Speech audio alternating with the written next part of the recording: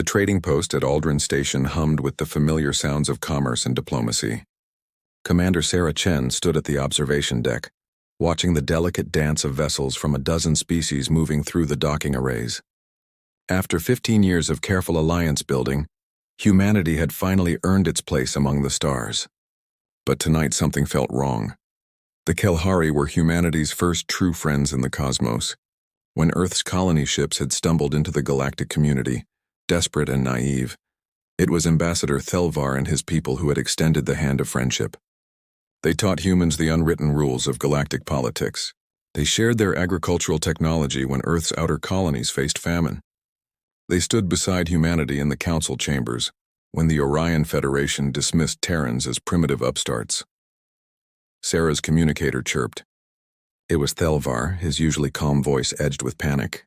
Commander Chen, we need immediate assistance. Orion warships have entered Kelhari space without authorization. They claim we violated trade regulations, but this is an invasion force. Please, our defense fleet cannot hold against their numbers. Sarah's blood ran cold. She'd seen the intelligence reports. The Orion Federation had been consolidating power for months, absorbing smaller civilizations under the guise of trade sanctions and protective custody. The Kelhari, with their resource-rich worlds and strategic location, had been resisting Orion economic pressure for years.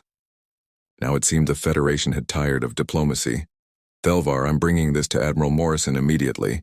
Hold your positions. Humanity doesn't abandon its friends, boss, and Sarah meant every word. The bond between Kelhari and humans ran deeper than political convenience. It was written in shared meals, cultural exchanges, and the blood spilled together during the Vardex pirate conflicts. Within the hour, Admiral Marcus Morrison convened an emergency session with Earth Command. The holographic displays showed the devastating reality. 40 Orion dreadnoughts surrounded the Kelhari homeworld of Thelkara. Civilian stations burned in orbit. Kelhari defense platforms crumbled under the Federation's overwhelming firepower. Morrison's jaw tightened as he watched a Kelhari medical frigate explode, its distress beacon cutting off mid-transmission. Get me a channel to Orion High Command. Now. The face that appeared on screen belonged to Federation Admiral Kale Nor, a veteran commander whose reputation was built on ruthless efficiency. His angular features showed no emotion as Morrison spoke. Admiral, you are attacking a sovereign nation and humanity's ally. Withdraw your forces immediately or face consequences. Kale Nor's laugh was cold and dismissive. Consequences? From the species who only yesterday learned to navigate between stars. The Kelhari have violated Federation economic codes. This is an internal matter. Return to your territory, human, before you find yourself on the wrong side of galactic law. Morrison leaned forward, his voice dropping to a dangerous calm. The Kelhari are under Earth's protection. You have 1 hour to withdraw. Or what? Your 12 cruisers will challenge the might of the Federation? Humanity should learn its place before it shares the Kelhari's fate. The transmission ended abruptly. Sarah watched the tactical display with growing horror. The Kelhari were losing. Their defense fleet, built for patrol and peacekeeping, couldn't match the Federation's military-grade arsenal. Thelkara's orbital habitats began evacuating, but there were millions of civilians with nowhere to go. Earth Command issued the deployment order. Every available human warship within 4 systems began converging on Kelhari space. It wouldn't be enough. Everyone in the command center knew it. Humanity's fleet was designed for exploration and defense, not full-scale war against the galaxy's dominant military power. Commander Chen requested permission to take her destroyer, the UN's Resolute, ahead of the main fleet. Morrison approved. Someone needed to buy time, to show the Kelhari they weren't alone, even if it was a suicide mission. As the Resolute accelerated toward Kelhari space, Sarah recorded a message to her family on Earth.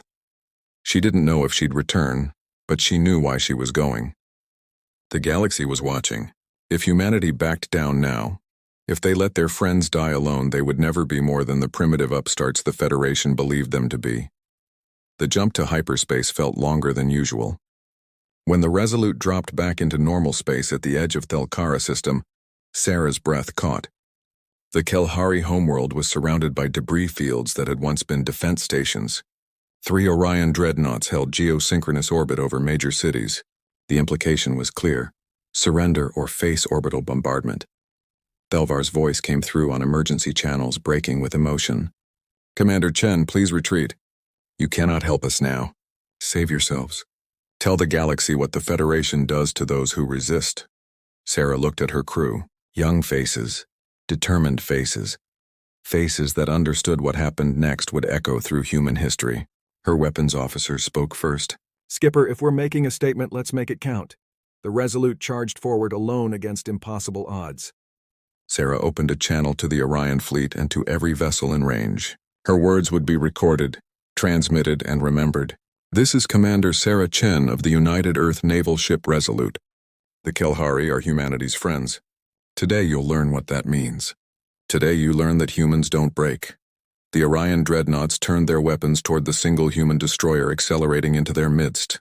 In that moment, Sarah Chen knew that win or lose, survive or die, humanity had drawn a line in the stars that would never be erased. Behind her, racing through hyperspace at maximum burn, Admiral Morrison's fleet pushed their engines beyond safety limits. They were coming. The question was whether they'd arrive in time to fight a battle or simply to collect the dead. The Resolute's first salvo caught the Orion fleet by surprise. Human railguns, primitive by galactic standards but devastatingly kinetic, tore through the shields of an Orion frigate before they could compensate. The Federation had grown arrogant, comfortable in their technological superiority. They'd forgotten that desperation makes for creative tactics. Commander Chen's tactical officer, Lieutenant James Okonkwo, coordinated the assault with surgical precision. Skipper, their shield modulation follows a predictable pattern. If we time our shots during their phase rotation, we can punch through. It was a gamble born of human ingenuity and detailed study of every engagement they'd witnessed. The Kelhari had taught humanity well, sharing decades of combat data against Federation ships. Now that knowledge became a weapon, but one destroyer against 40 dreadnoughts was mathematics no amount of courage could overcome. The Orion response was swift and overwhelming.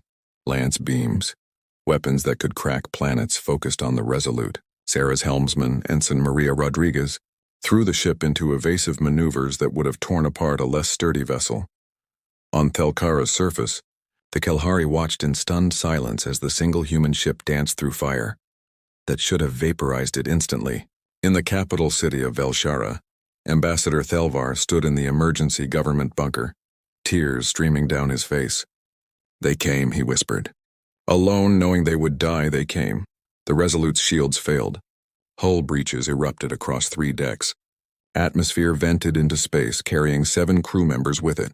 Sarah felt each death like a physical blow, but she kept her voice steady on the command channel. All remaining power to forward guns. If we're going down, we're taking one of these bastards with us. Then the sky tore open. The first ship through the hyperspace rupture was the UEN's Yamato, Admiral Morrison's flagship. Behind it came the entire Third Fleet, every destroyer, cruiser, and carrier humanity could spare. But they weren't alone. The comm channels lit up with transmissions in a dozen languages. The Centauri Concordat, longtime trading partners of humanity, had sent their battle group. The Vax Collective, who remembered human medical aid during their plague years, brought their renowned electronic warfare frigates. Even the reclusive Shandari, impressed by humanity's stand, contributed their stealth corvettes. Admiral Morrison's voice boomed across all frequencies. Orion Federation, you have made a grave mistake.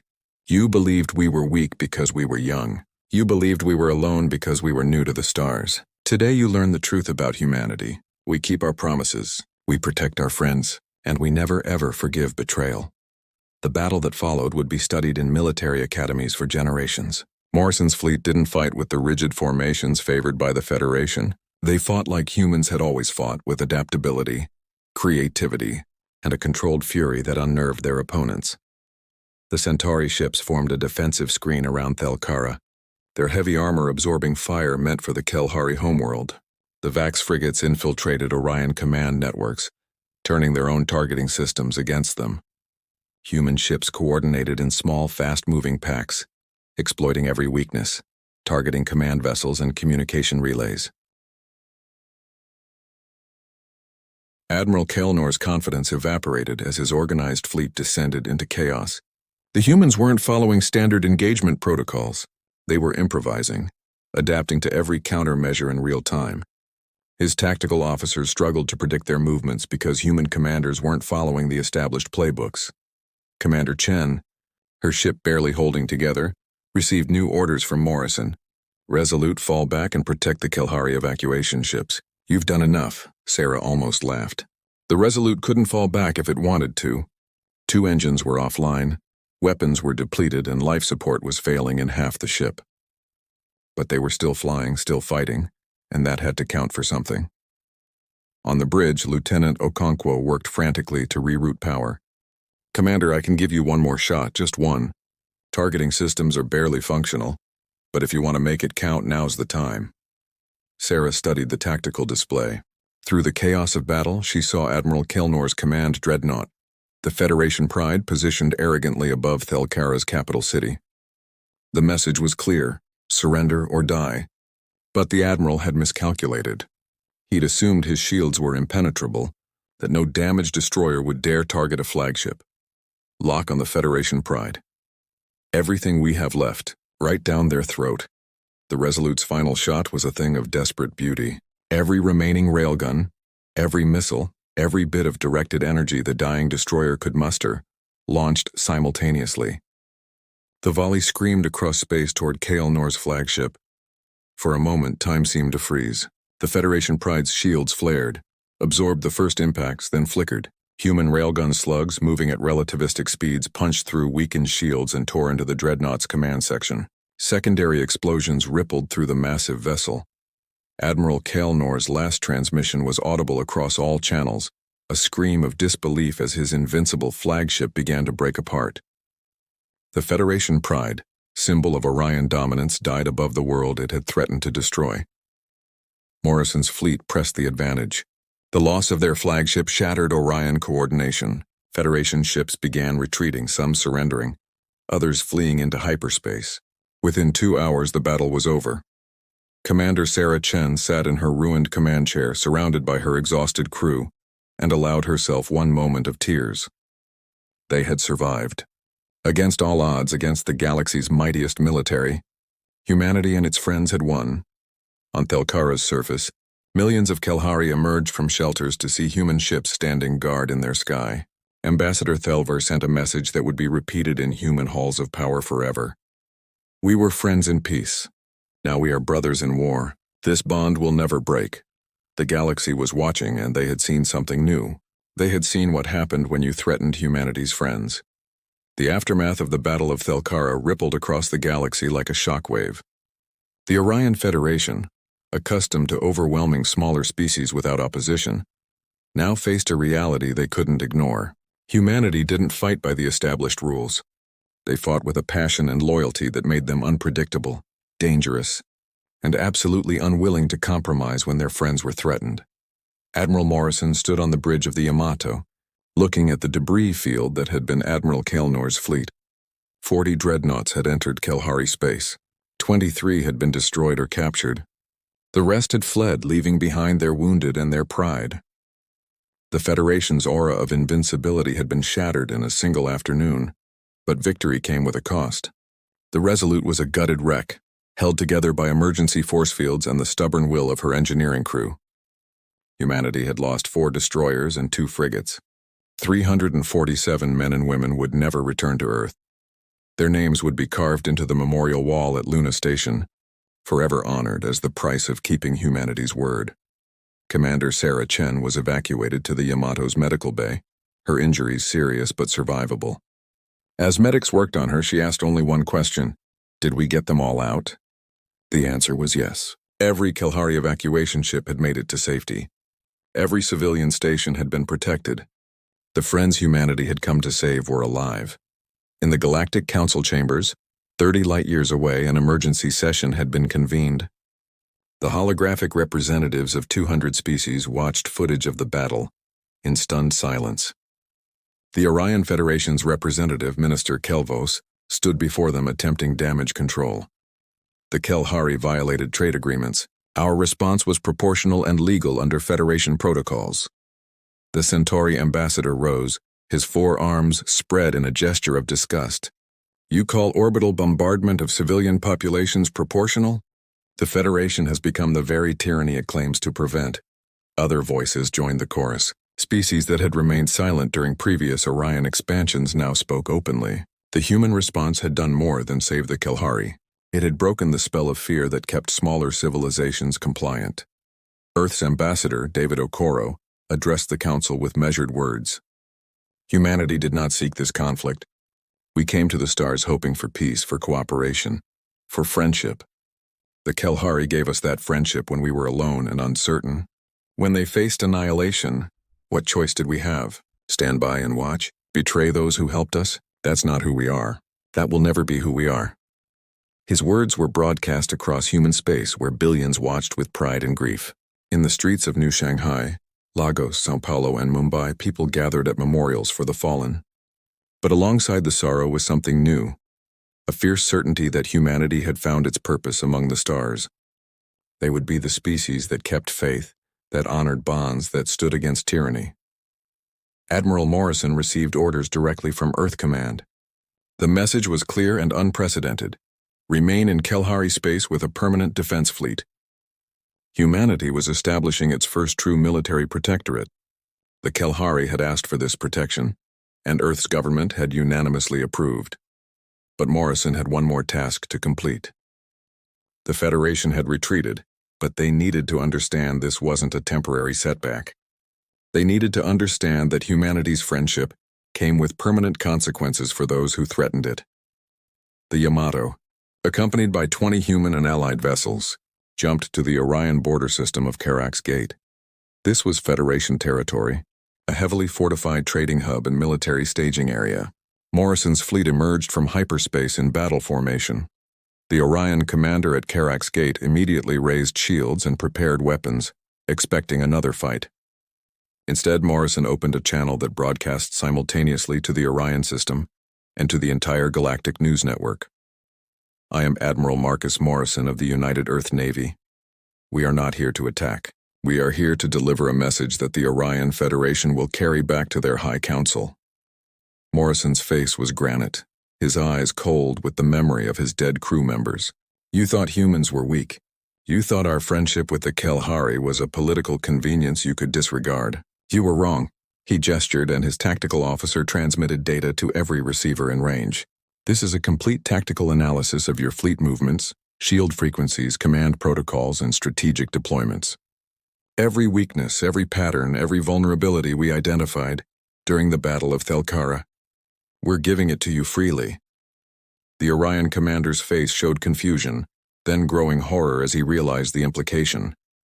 You see, Morrison continued, we don't need the element of surprise. We don't need advantages. If you ever threaten the Kelhari again, if you ever attack humanity's friends, we will come for you, and you won't stop us with shields or dreadnoughts or superior technology.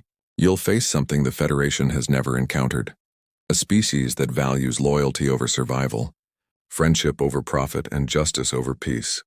Morrison's fleet turned, executing a perfect formation that demonstrated human precision and coordination. The galaxy is watching, Orion Federation. We've shown them that your empire can bleed. We've proven that tyranny can be resisted. Consider very carefully what you do next. The human fleet jumped back to Kelhari space, leaving the Orion commanders to report the incident to their superiors. The message was delivered not just in words, but in the undeniable proof of battle. The Federation was not invincible, and humanity was not afraid. 3 weeks later, the Orion High Council sent formal diplomatic overtures to Earth. They didn't apologize, their pride wouldn't allow that, but they proposed new treaties that recognized Kelhari sovereignty and human protection rights. More importantly, they began withdrawing from border disputes with other smaller species. Commander Sarah Chen, recovered from her injuries, stood beside Ambassador Thelvar at the dedication of a new monument on Thelkara. The Kelhari had erected a massive sculpture showing a human and Kelhari figure standing back to back, weapons raised, defending each other against the void. The inscription was in both languages, friendship forged in fire, unbreakable in stars. Thelvar spoke to the assembled crowd, his voice carrying across the plaza where thousands had gathered. The Federation came with 40 warships to break us. Humanity came with 12 ships to save us. Today we are alive because humans believe something the galaxy had forgotten, that some bonds are worth dying for. Sarah looked up at the monument, thinking of her crew, of the allies who had joined the fight, of the futures that had been saved. The galaxy was changing. Smaller species were forming new alliances, emboldened by humanity's example. The old order, built on fear and overwhelming force, was cracking. Admiral Morrison watched the ceremony via live feed from the Yamato, now permanently stationed in Kalhari space. His executive officer, Captain Elizabeth Torres, stood beside him. Admiral, intelligence reports that 6 other species have requested formal alliance treaties with Earth. They all mention the Battle of Thelkara specifically. Morrison nodded slowly. We didn't just save the Kalhari that day. We changed the rules. The Federation thought power came from the biggest guns and the most ships. But real power, lasting power, comes from being the kind of species others want to stand beside. In the decades that followed, historians would mark the Battle of Thelkara as the turning point in galactic politics. It was the day humanity announced its values to the stars, and backed those values with blood and steel. The Orion Federation never recovered its dominance. New alliances formed around principles rather than fear, and at the center of it all stood humanity and the Kalhari, the friendship that had reshaped the galaxy. Commander Chen would go on to command the defense station above Thelkara, spending the rest of her career protecting the people her sacrifice had saved. She never forgot the crew members lost in that desperate battle. But she also never doubted the rightness of their choice, because humanity had learned its most important lesson among the stars. The galaxy judges you not by how you treat the powerful, but by how you stand beside the weak, not by the battles you avoid, but by the causes for which you'll fight. And in that terrible, glorious moment when the Resolute charged alone into impossible odds, humanity had declared to every species watching that Terran friendship was not a political calculation. It was a promise written in starlight and kept in blood. A promise that would echo across the galaxy for generations. Betray humanity's friends and you will face humanity's fury. Not with hesitation, not with negotiation, but with the full righteous wrath of a species that had finally found its purpose among the stars. The Orion Federation had learned this truth. Now the entire galaxy knew it too.